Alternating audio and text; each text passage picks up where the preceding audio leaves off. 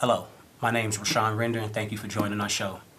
Today we have a guest speaker that's Chicago native from DePaul Law. We have criminal defense attorney Samuel Jackson III. This show is brought to you by the Cook County Bar Association, the oldest association of African American lawyers and judges in America since 1914. Their website is www.cookcountybar.org, and their phone number is 312-630-1157 with extension 21. Sam's here today to give us an overview of the criminal justice system. Mr. Jackson, thank you for joining us. Take it away. Well, this is my second time here now. So as I stated in the first time, there's basically, in criminal law, you could break it down to 7 chapters. First chapter, initial arrest. We went over that the first time, which is up on YouTube. Second chapter is bond court. Basically, after you get arrested, the hearing that goes on before that, which we'll get into later tonight. Third would be the preliminary hearing or indictment stage. Fourth stage would be what's called an arraignment. That's where you enter a plea of not guilty or guilty, and then you receive the discovery, which would be the information to keep going with the case. After that, you go to the pre-trial motion phases. And this is the fun and interesting part for us lawyers, where we get evidence suppressed or thrown out or the case dismissed altogether. Then after that, if nothing works there, you go through the trial phase, point 6, and then point 7 would be appeals or expungements.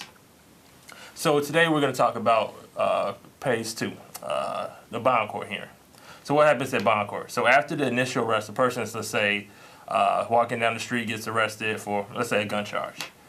The police officers decide they have enough to charge them. They will write up a charge, and then they'll send them to bond court. Mostly in Cook County, the main criminal court is 26 in California. So now the person gets to 26 in California, and what happens? First thing, we're going to go how it's supposed to happen, and then what actually happens. So when you first get there, you're supposed to be interviewed by somebody from pretrial services. Usually this is done by actually a public defender. But this person goes through and asks you a list of questions to determine what type of bond is appropriate for the judge to set for you. Some of the questions that they would ask is age, how long you stayed at your current residence. Being more than 2 years is considered a good, stable. Being less than 2 years is considered unstable. Keep that in mind. Then they'd ask certain questions about education. And then they'd also do a background search of you using their court systems to see if you have any criminal records. Prior misdemeanor convictions, prior felony convictions, if you have any pending cases, and if any of these cases were violent cases. And then after they done done an interview with you, they done the background search, that's when they would make a decision, an assessment on what they believe the judge should recommend to you. The system is broken down into a scale, basically. So it's a scale of 1 to 5, with 1 being the lowest and 5 being the highest of reason to be concerned about giving you a low bail. So you ideally want a 1 and a 1. For a 1 would be new criminal activities, and the other one for failure to appears. The reason that you are supposed to be given a low bond is that the main considerations for a bond is whether or not you're a danger to society and whether or not you're likely to come to court if they let you out. This is what's supposed to happen. Now, certain charges perhaps don't go along with that so much, as the judges have in past been getting in trouble for setting amounts that are higher than recommended based on certain charges like gun charges. But let's say you go to court, you get arrested, they do the intake. Now the pretrial service have made a recommendation. So now they send you in front of the judge.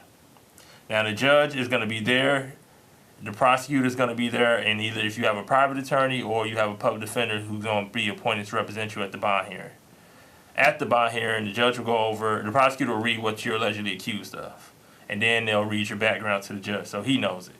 And then the person's attorney, so we call him the defendant for now, the defendant's attorney goes over the good things about him and tries to persuade the judge to either A, go along with the pretrial service recommendation if it's a low one, or if it's a high one, to try to give him reason to deviate from it to go lower, so that this person can actually post a bond and reasonably get out anytime soon. Okay. After that, the judge hears both sides of the argument, and he generally set a bond, hopefully going in line with the pretrial service or better. And that's really the main issues that are concerned with the bond court phase.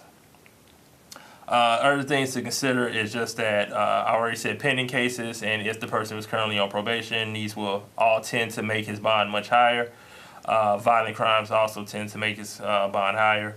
And obviously gun charges are always a hot topic right now here in Chicago, so those tend to unfortunately get a much higher bond issue, even though pretrial services may not recommend it. I've seen this happen many a times while watching other attorneys represent people at the bond court as well. After you get done with bond court, you're going to get kicked to what's called the preliminary or the arraignment phase. So anytime you're charged with a felony, you have to be given a preliminary hearing where a judge holds a hearing and they call the witnesses and they determine whether or not there's enough evidence to go forward with the felony charge.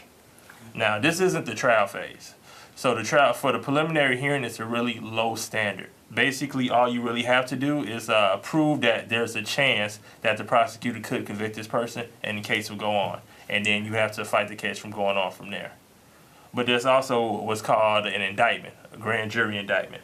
Right. Now, people have probably heard about this and just not exactly sure what it means. So, to be clear, so the grand jury indictment, the defendant isn't there. And in 99% of the cases, the defendant isn't even called or told about it. They'll just let them know that while they're in custody, that their case will be indicted. What happens is the prosecutor and usually one of the police officers or any of the witnesses goes in front of a grand jury. They read the allegations, and then since it's really one-sided, it's very hard for the prosecutor not to come back with an indictment not to come back with an indictment for the person to continue the case. So that would just skip the judge phase and then keep the case going that way. And then if the 12 to 18 grand jury members agree that there is enough cause, they indict and the case goes forward. Okay.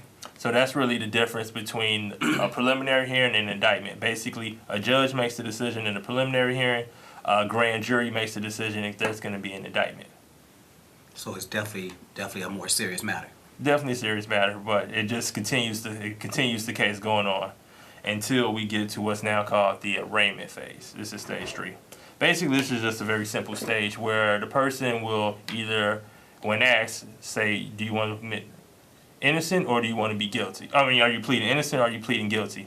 And obviously, in most cases, for the initial, you will plead not guilty. If you have a competent attorney who wants to get the information and see what's going on, see what he can do about your case.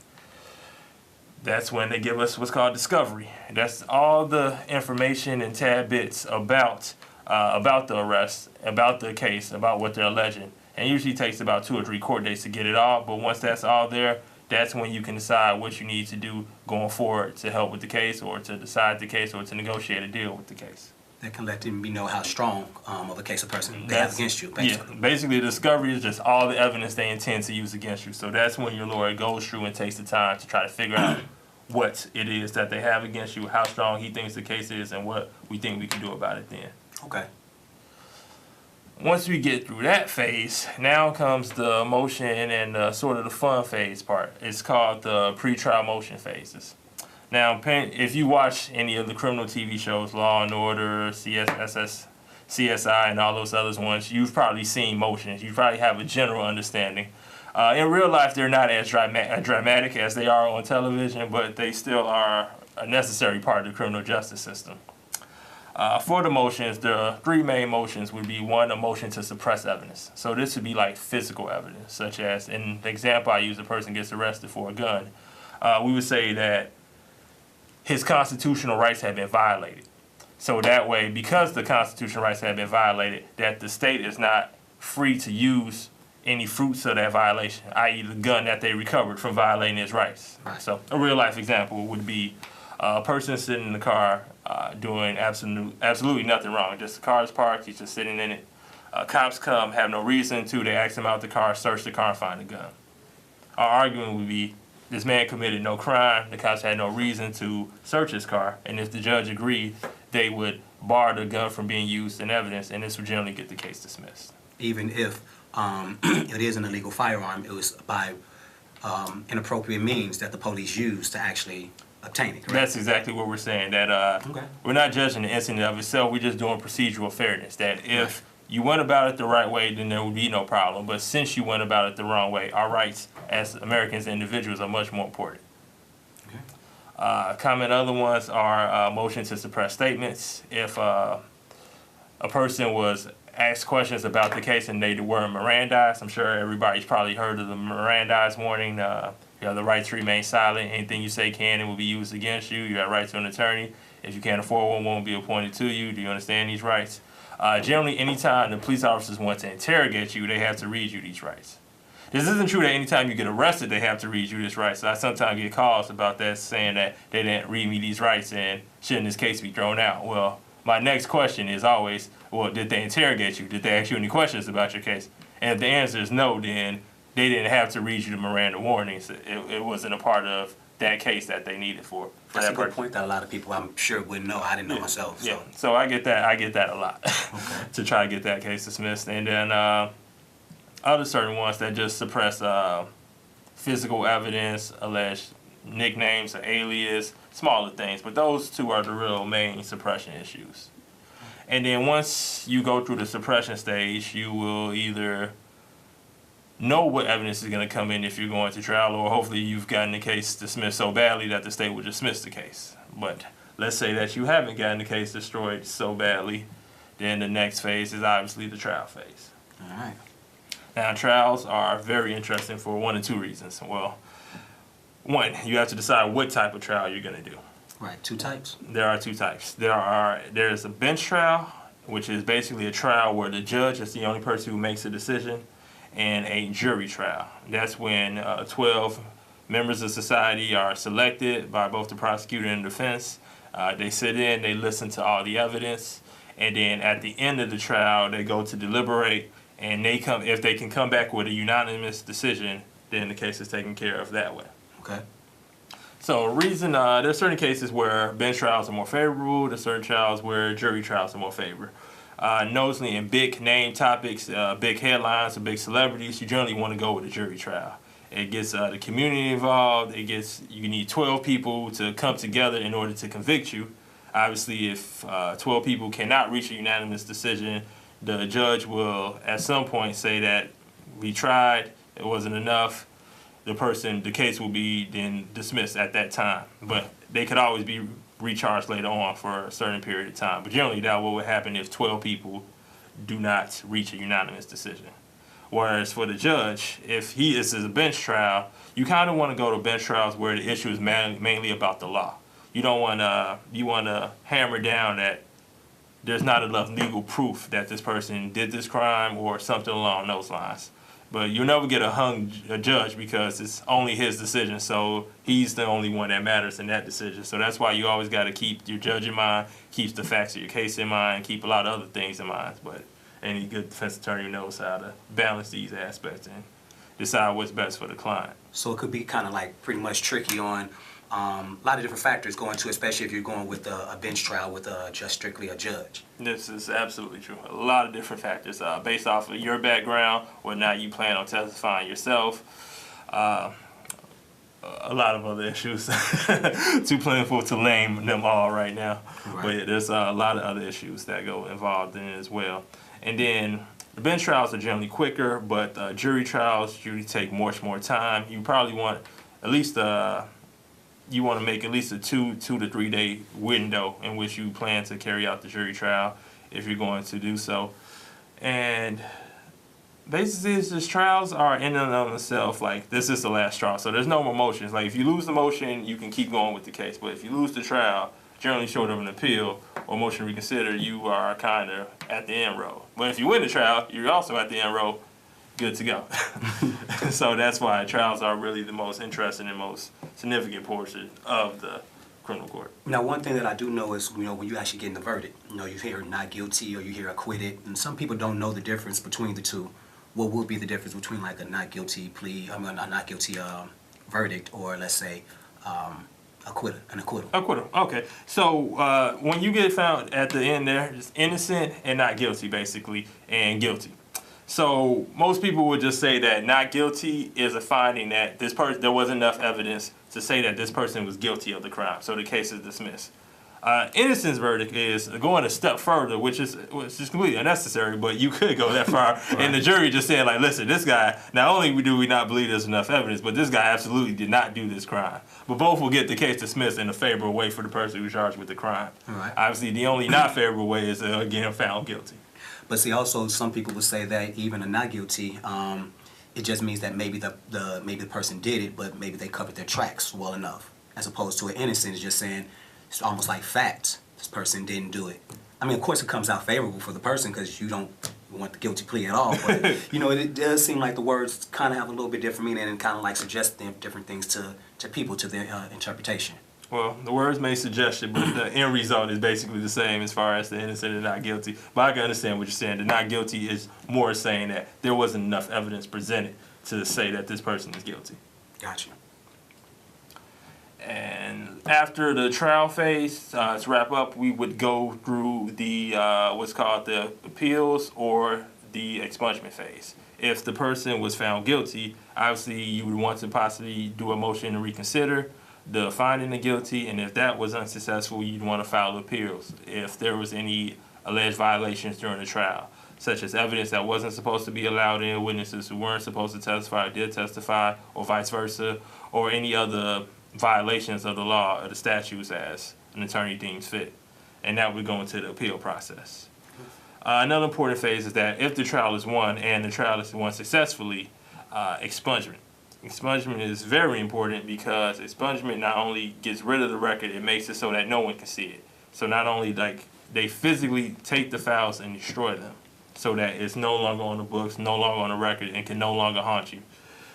Many a times people will win a case, either a small case or a big case, and then they'll forget to get their record expunged. And then down the line, maybe 2, 3, 5, 10 years later, an arrest will come and they'll be like, oh, well, this isn't his first time. He got arrested for this case back on this year. So that's why I cannot advocate enough. If you have a case and it is dismissed or you found not guilty at trial, get your record expunged. So with that, you could be prejudged even for beating a case in the past based off it'll still pop up if you haven't had it expunged. Officially, they're not supposed to consider it, but we all know in Chicago, in Cook County, things don't always go as they're supposed to go. True. Unfortunately, but true. Unfortunately, but true.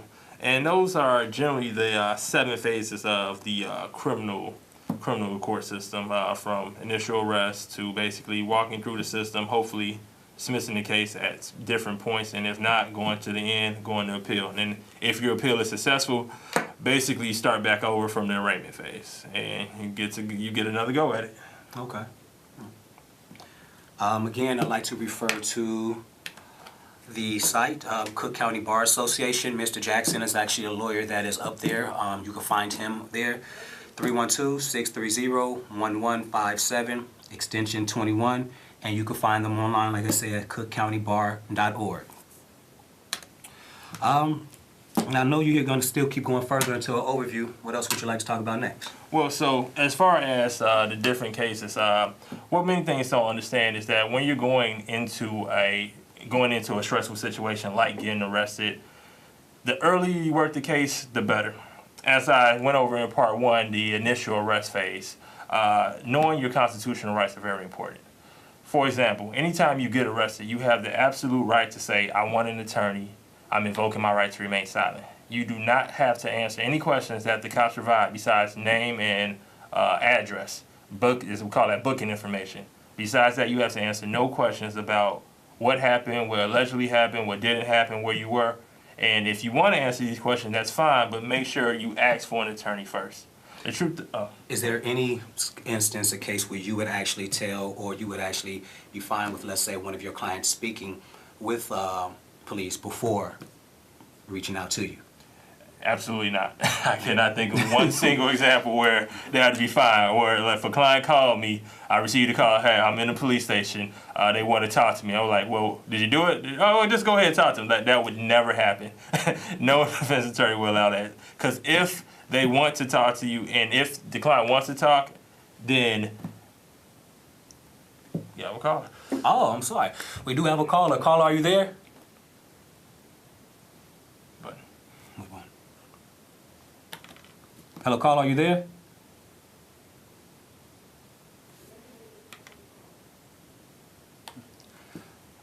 Seems like we lost our caller. Continue. Okay. As I was saying, then in the police station, then the absolute most important thing to do is wait for an attorney, invoke your rights, And then if at any time there needs to be a conversation, the attorney will arrange that with the prosecutor or police officer, whoever he needs to arrange that with. Okay. And we got them back again. Yeah, I think we have a caller back in. Caller, are you there?